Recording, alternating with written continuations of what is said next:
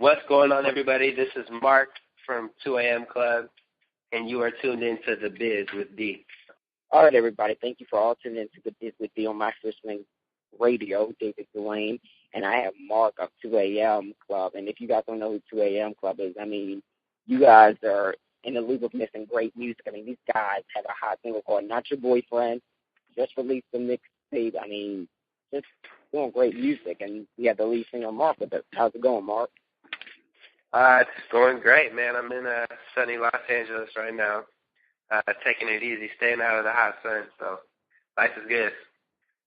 That's a good thing, because it sure is hot on the East Coast. So sound like the same temperature, maybe. Yeah, probably a little more extreme out there.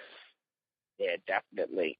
So, like I said, thank you for coming on the show again. I really do appreciate it. So, kind of tell everybody who isn't familiar with your group, kind of tell them a little bit about your group and how you got that started.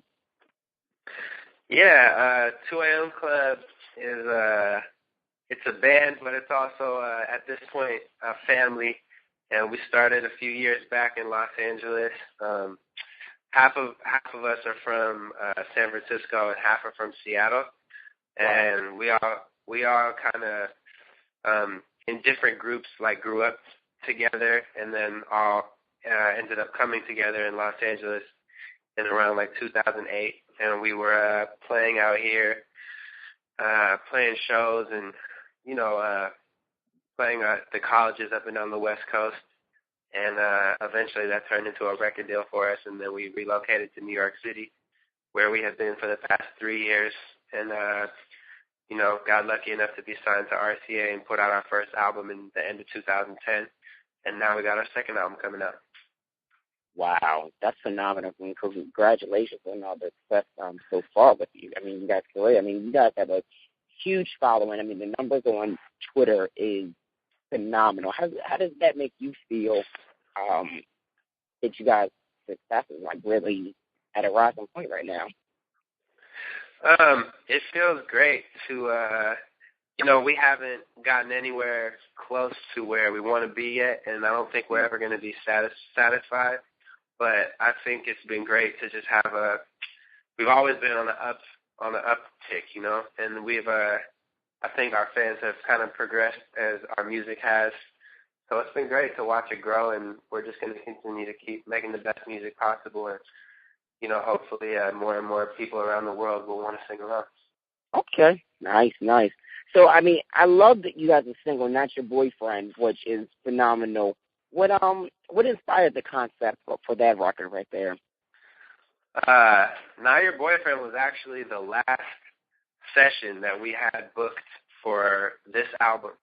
So it was almost, I don't want to say a throwaway session, but in reality that's almost what it was. And we thought the whole album was done in the bag. And we got in with this guy, Drew Pearson, and this other writer, Stephen Rabel, and we were in L.A., and the producer who worked on that, Drew, he had been listening to like a lot of French disco music, and we wanted to kind of make a fun, like French disco-inspired pop song. And we were just kind of playing around with ideas and jumping around the studio, saying a bunch of, whatever came to our mouth, came to our head. And that's where Not Your Boyfriend was born. It wasn't really anything too thought out. It was just kind of a free-form sort of session. Nice. Yeah, that definitely is one of my favorite songs by you guys. I mean, I like the concept of it. And I love how you guys mix the elements of pop with your alternative rock, with your hip-hop in there. And like, how you guys bring out each element within the song is really dynamite. I mean, the chemistry is phenomenal. How would you say it is, that whole studio process as far as the albums are concerned? The studio process? Mm-hmm. Man, the studio process is great. We do it a few different ways. Sometimes we work just within the band and really build the song based on the different instrumental parts that we're creating together.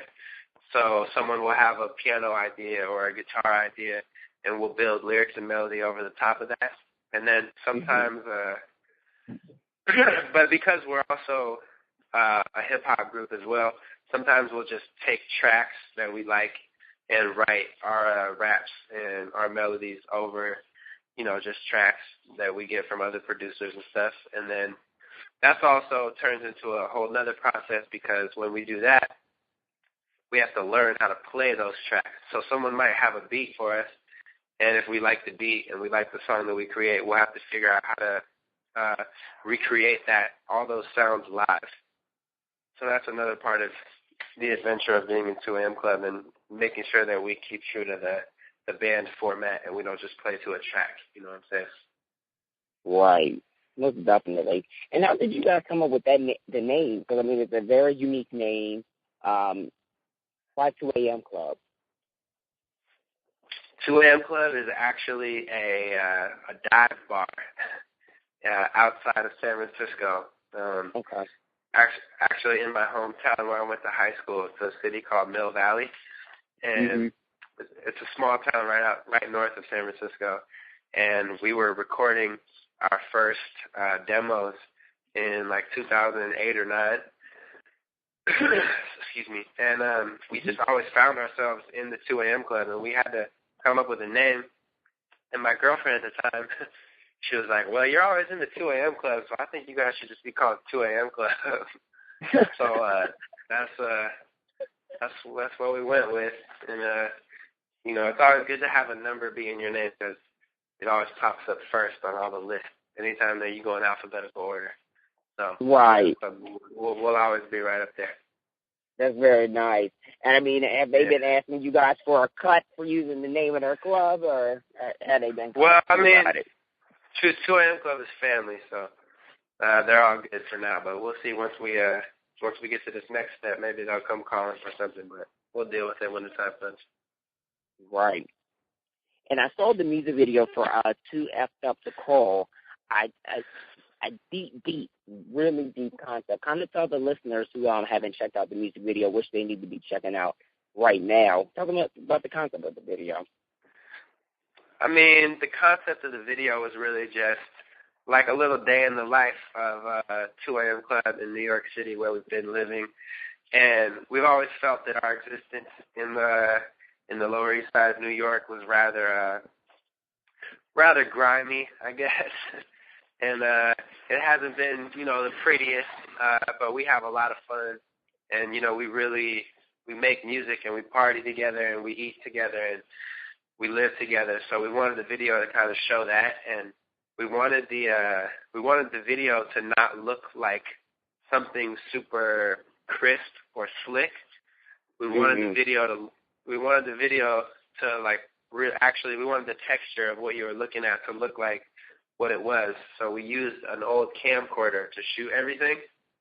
Right. And we linked up with this really cool photographer named Sandy Kim, and she's done a lot of cool stuff for like Vice magazine and Interview magazine, a bunch of shit. So it was just cool to work with her, and we just kind of ran around for a day and had a little party at that's actually my apartment in that video.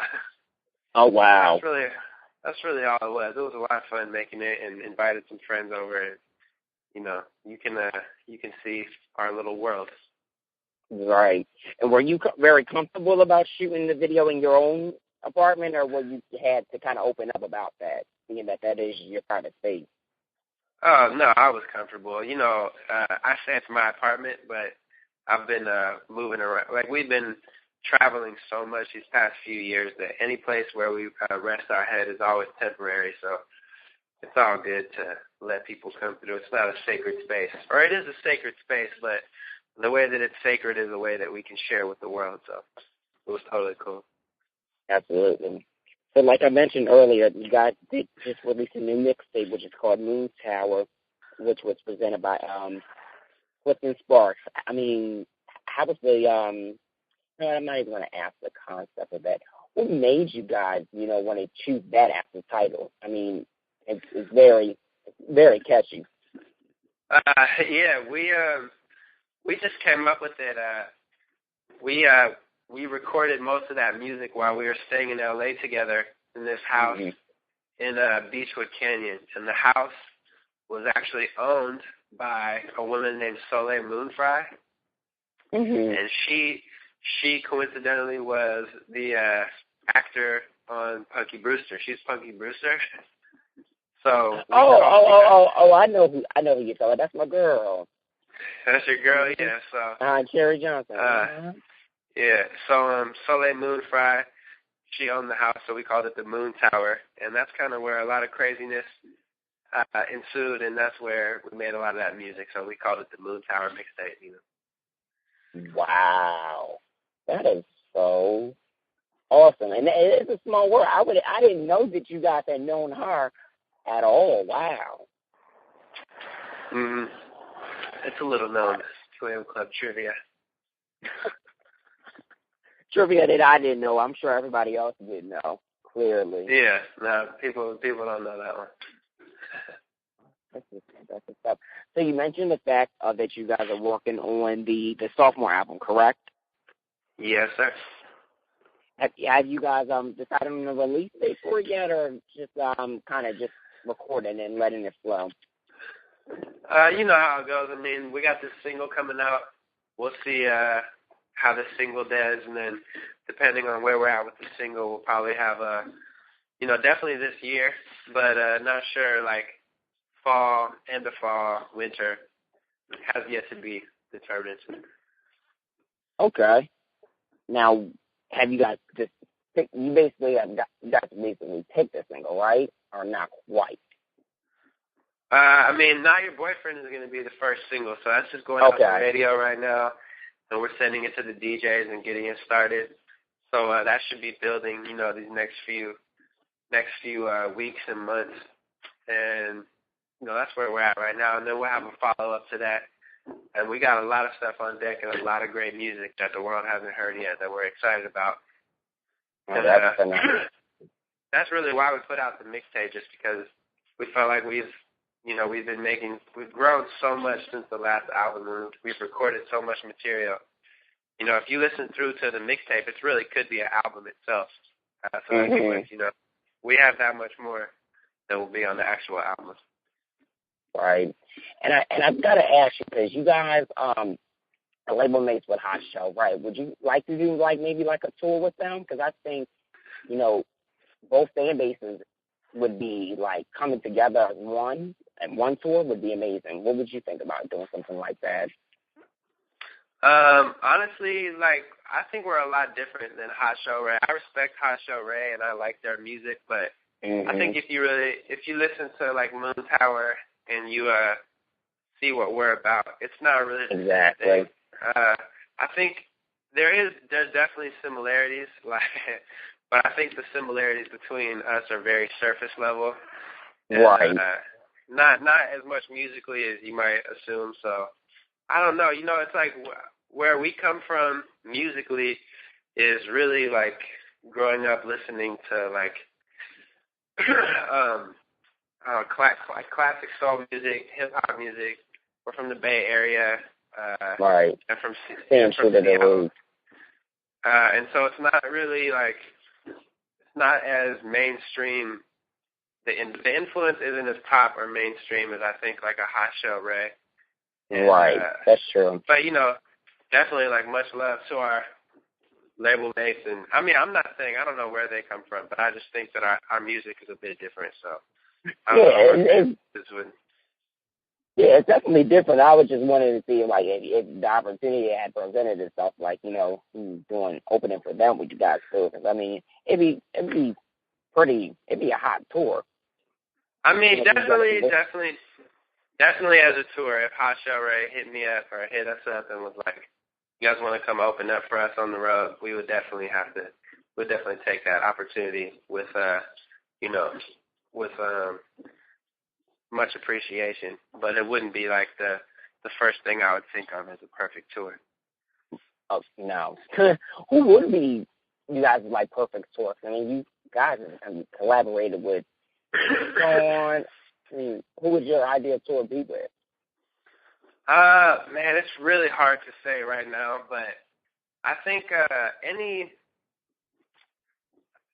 major pop act, a Maroon 5, going on the road with like a Maroon 5 or maybe like a Miguel or someone that brings a little bit more like R&B or hip-hop element into their music would probably be the best bet for our group, because that's actually where we have really shined in the past, is playing for people who can understand the like hip-hop and R&B influence in our music, and people that appreciate that, I think, have more fun at our concerts. Right. You know what I mean? So it's not just Definitely. when people think like, oh, it's just like a pop group, they're not gonna have as much fun as people who are like, oh, it's a pop group, but they like do all this, this stuff that I wasn't expecting. Right. You got the rapping, the hip hop elements. Stuff like that. Yeah, that's definitely true.